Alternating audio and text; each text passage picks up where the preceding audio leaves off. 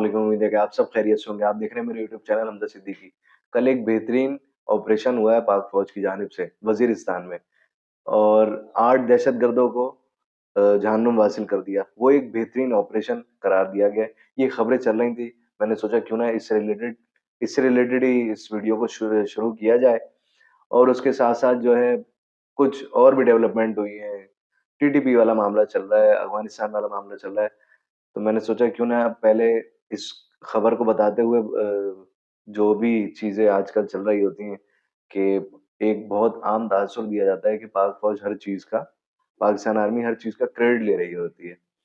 तो ये कई दफ़ा सवाल मेरे सामने भी आया, मैंने सोचा सबसे पहले इस पे बात करें और लोगों को बताएँ कि क्रेडिट लेना कोई बुरी बात नहीं है, किसी भी चीज़ का। लेकिन एक काम करना, कोई भी इदारा कोई काम करे, उस चीज़ का क्रेडिट ले ले, इसमें कोई मज़ाहिर नहीं है।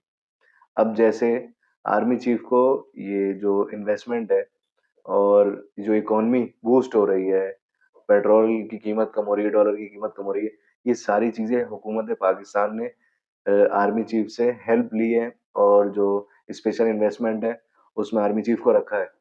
तो क्यों ना अवाम जब ये चीज़ें बेहतर हों, तो आर्मी चीफ या आर्मी को क्रेडिट दे और जिसमें हुकूमत पाकिस्तान जो निगरान हुकूमत है, उसको भी क्रेडिट दिया जाए।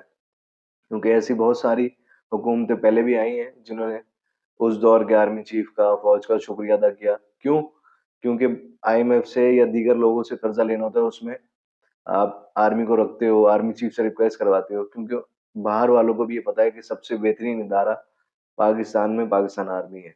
अब इस पे आप बहुत सारे इख्तिलाफ करो या नहीं मानो, लेकिन ये एक हकीकत है। अब चलते हैं कि अफ़गान महाजरीन वाला जो मसला है, उस पे कि भाई बड़ा ज़ुल्म हो गया, बड़ी सारी चीज़ें जो है चल रही हैं कि वो एक अ, गाड़ी दिखाई है नादरा के ऑफ़िस की 2017 की और दिखाया जा रहा है कि वो अफ़गान महाजरीन जो है यहाँ से सीएनआईसी बनवा के वो रह रहे हैं जाली। तो ये एक प्रोपेगेंडा शुरू हुआ। दूसरा ये जब ये बात नहीं बनी, तो अब आ गए कि यार ह्यूमन राइट्स वाला इश्यू है, ये है, वो है। तो अभी थोड़ी देर पहले ये खबर पढ़ रहा था, जिसमें बांग्लादेश में भी बहुत सारे मुस्लिम जो है महाजरीन थे, वो गए। तो उन्होंने एक कैंप बनाया, उसमें रखा उन्हें और उसकी फंडिंग भी अक़वाम मुत्तहिदा उन्हें कर रही थी और लिमिटेड जगहों पे रखा, उनको वहाँ से कहीं बाहर नहीं जाने दिया। और अगर बनिस्बत हम यहाँ पे पाकिस्तान में अगवानियों को देखें, तो अगवानियों को हर चीज़ की मतलब इजाज़त थी, वो बाहर घूम रहे थे, मतलब इतनी इजाज़त थी कि वो बदमाशी करने लगे।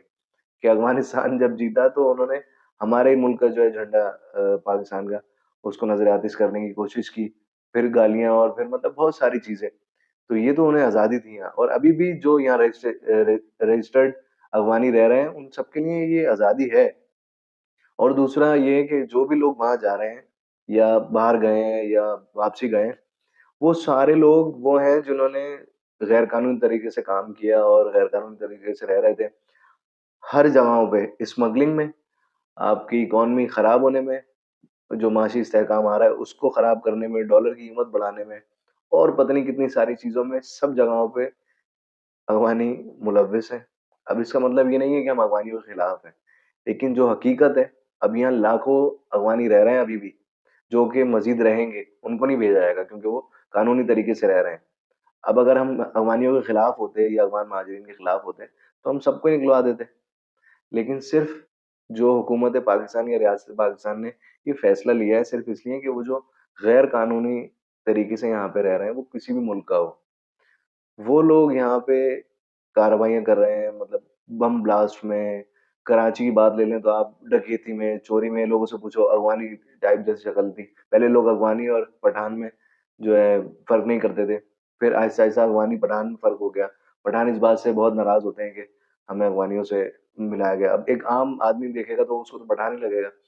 तो फिर ये पता चला कि भाई ये पठान नहीं है, अफ़गानी है। अवाम में अवेयरनेस आना शुरू हो गई कि यार ये पठान नहीं है, अफ़गानी है। और फिर आपको पता है कराची में तो एक पठान महाजिर वाला भी मसला था।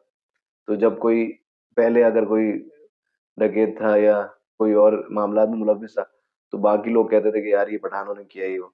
अब वो इस चीज़ से चिढ़ते थे। खैर ये मामला अलग। दूसरी तरफ एक और डेवलपमेंट हुई है। फ़ौजी अदालतों को जो कलअदम करार दिया था, सेनेट ने उसको चैलेंज किया है और बिल पास करा लिया इसके खिलाफ जो ये जो इक़दाम हुआ। चलें ये कानूनी तरीका है वो कर लिया उन्होंने। इसके साथ-साथ टीटीपी जिन्होंने रियासत पाकिस्तान को मुर्तद कहा और क्या कहते हैं फ़ौज को हर लिहाज से मतलब किसी भी एंगल से जो है ना, एक पाकिस्तानी को भी सपोर्ट नहीं कर सकते वो लोग। वो लोग कह रहे हैं कि जो फ़ौजी अदालतों को कल-अदम करार दिया है अदालतों ने ये बेहतरीन काम किया है और इखराज तहसीन पेश करते-करते उन्होंने प्रेस रिलीज़ भी साथ भेजी है।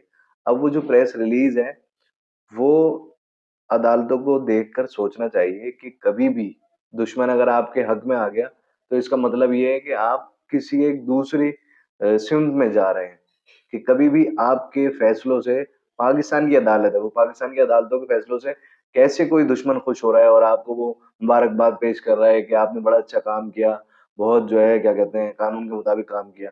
इस चीज़ को अदालतों को समझना चाहिए कि इसमें इंटरनेशनल पॉलिटिक्स, इंटरनेशनल थिंग्स और बहुत सारी चीज़ें इन्वॉल्व हैं। इस पे मज़ीद एक और वीडियो बनाऊँगा, उस पे आपसे बात होगी इस चीज़ पे। अभी तक के लिए इतना ही काफ़ी है। शुक्रिया।